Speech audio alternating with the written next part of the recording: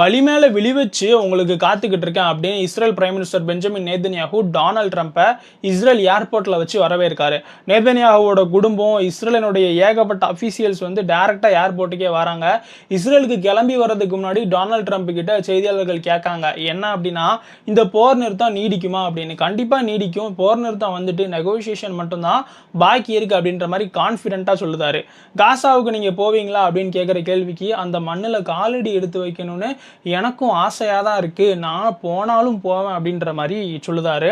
இஸ்ரேலுக்கு வந்து இறங்கின கையோட ஹமாஸால் விடுவிக்கப்பட்ட பிணை கைதிகளை சந்திக்காரு.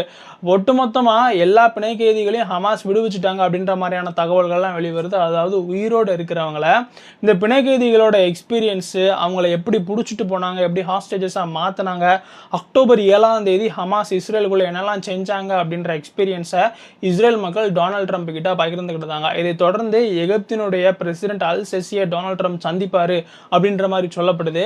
அதே நேரத்தில் என்ன அப்படின்னா, இந்த காசாவினுடைய நிர்வாகத்திலிருந்து ஹமாஸ் பின்வாங்கி இருக்காங்க.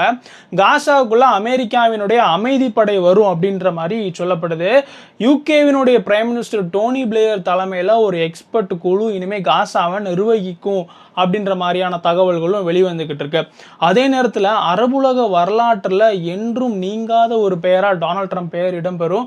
ஏன்னா ஒரு நாளைக்கு நூற்றுக்கணக்கான குழந்தைகள் இறந்துகிட்டு இருந்த இஸ்ரேல் காசா போற டொனால்ட் ட்ரம்ப் நிப்பாட்டியிருக்கார் அப்படின்றது தான் நிதர்சனமான உண்மை. நமக்கு அவர் மேலே எவ்வளோ கருத்து வேறுபாடு இருந்தாலுமே இந்த ஒரு விஷயத்தை டொனால்ட் ட்ரம்ப் சாதிச்சு காட்டியிருக்காரு அப்படின்னு தான் இங்கே சொல்ல வேண்டியதாக இருக்குது.